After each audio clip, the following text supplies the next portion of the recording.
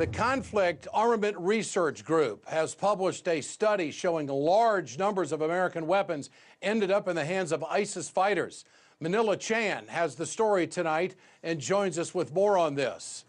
Where are these weapons going and how did this happen, Manila? You know, Ed, this 200-page report by Carr details a host of ISIS weapons that were largely repurposed from the wars in Iraq and most recently the civil war in Syria.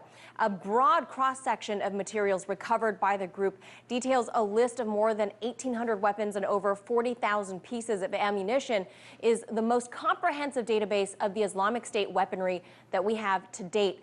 The lead researcher in the study, Damien Spleeters, has now gathered enough evidence that leads him to believe that ISIS may have captured warheads and other anti-tank weaponry from the anti-government militias in Syria. Those weapons, he says, supplied by the United States and Saudi Arabia. So to paraphrase, it seems that ISIS has taken weapons that the U.S. and Saudi supplied to the Free Syrian Army and other similar anti-Assad groups and have repurposed them to fight coalition forces in the Middle East.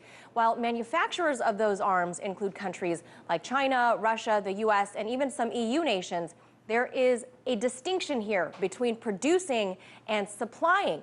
Now, Carr also found that a number of these weapons had their identifying serial numbers either removed or attempted to be removed or at least obscured.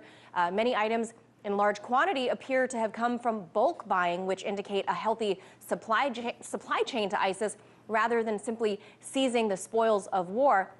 Now, the researchers have found that ISIS is in possession of advanced weapon systems, which will pose a significant threat to regional and international forces now and later in the future.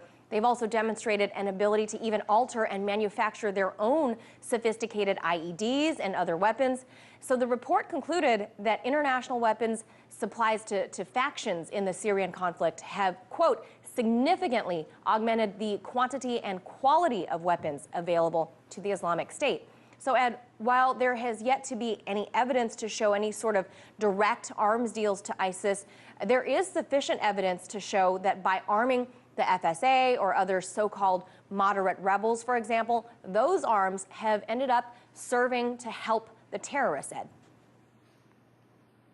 Bottom line, you put those weapons into the region, you don't know where they're going to end up. That's right. Thanks, Manila. Appreciate it so much.